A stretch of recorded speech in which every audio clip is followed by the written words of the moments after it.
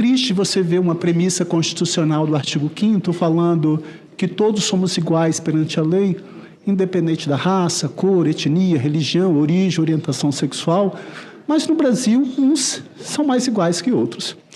E eu estou fazendo essa reflexão porque desde quando eu assumi meu mandato, em fevereiro de 2019, eu sempre fiquei assim, incomodado com o famigerado foro privilegiado.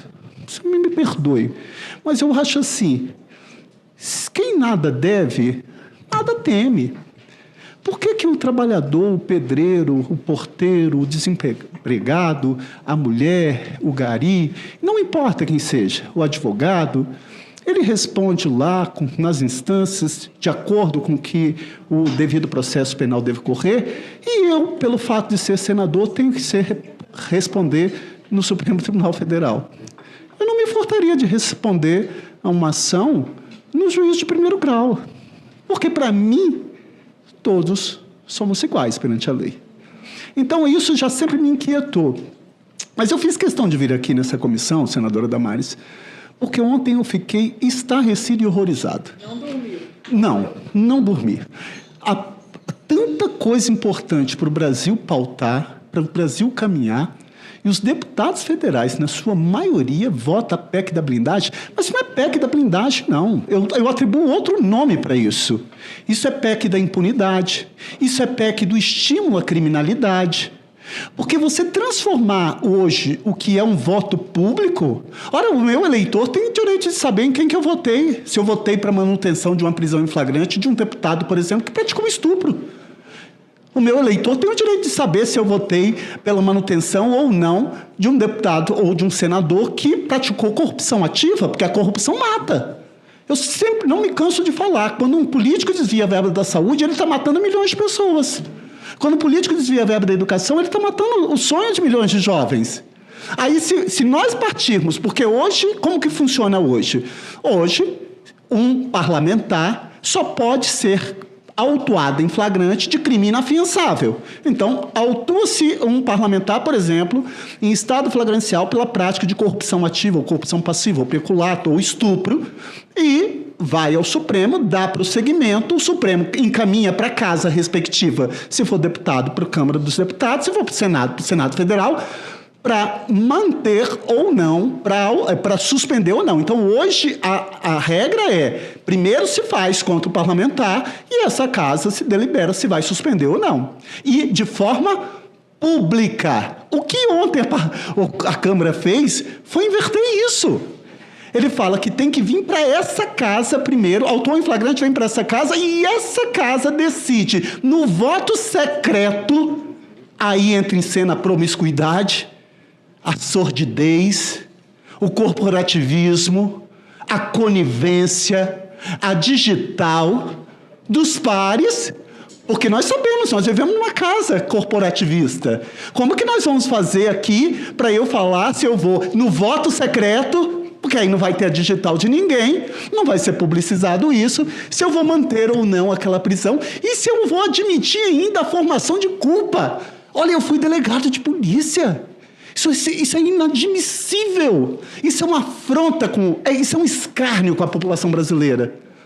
Mas, não satisfeito, eles ainda impediram, sabe o que, senadora Damares? Que seja expedida medidas cautelares. Eles só aquecem as medidas cautelares de natureza pessoal real.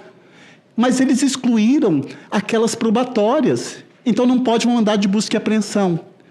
Olha, como que nós... Não pode uma interceptação telefônica, uma quebra do sigilo bancário, uma quebra do sigilo fiscal. Isso é para manter aqueles políticos que, infelizmente, usam o mandato para praticar crime. Essa casa não pode se furtar. Eu não vou perder minha capacidade de indignação. Quando essa PEC chegar aqui, eu vou a todo momento falar sobre isso, porque isso é inadmissível. Isso é uma excrescência, isso é uma afronta à população brasileira. A população brasileira que está aí querendo saúde pública de qualidade, está querendo educação pública de qualidade, está querendo ter oportunidade de emprego. O que eu tenho de melhor do que um pedreiro Pelo simples fato de eu ser senador, eu vou ser julgado pelo Supremo, e agora, no voto secreto, os meus pares vão deliberar se mantém ou não, se autoriza ou não, não permitindo medidas cautelares. Que é isso? Que é isso? Até que ponto nós vamos chegar?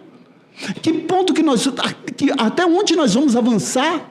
Eu estou assim, indignado ontem quando eu vi aquilo, e o número de deputados federais de forma expressiva aqui, mas olha, a coisa é nada é tão ruim que não possa piorar, porque a coisa é tão ruim que eles agora incluíram os presidentes de partidos com representação no Congresso. Então, os líderes dos partidos, os presidentes dos partidos com representação na Câmara dos Deputados terão as mesmas prerrogativas. Ou seja, o que a gente deveria fazer é acabar com o foro privilegiado, nós estamos ampliando o foro privilegiado. O que a gente tinha que fazer é manter a prisão de político que pratica crime. Nós estamos agora no voto secreto, na conivência, na subserviência. Nós estamos aqui com a digital, votando secretamente para manter ou não, se ele vai ser mantido, cerceado de sua liberdade. Olha, eu fico envergonhado. A palavra é envergonhado. Eu sei que, às vezes, as palavras da gente aqui podem ofender ou se sentir algum parlamentar ofendido. Mas eu sempre pautei minha vida, porque quem nada deve, nada teme. E outra coisa é o livre-arbítrio. Se a senhora fizer coisa errada, se eu fizer coisa errada, nós temos que arcar com as consequências da responsabilidade penal, civil ou administrativa que lhe possa ser atribuída, mas com isenção, com isonomia. Isonomia é igualdade. E o artigo 5º é claro: todos somos iguais perante a lei, independente da raça, cor, etnia, religião, origem, orientação sexual.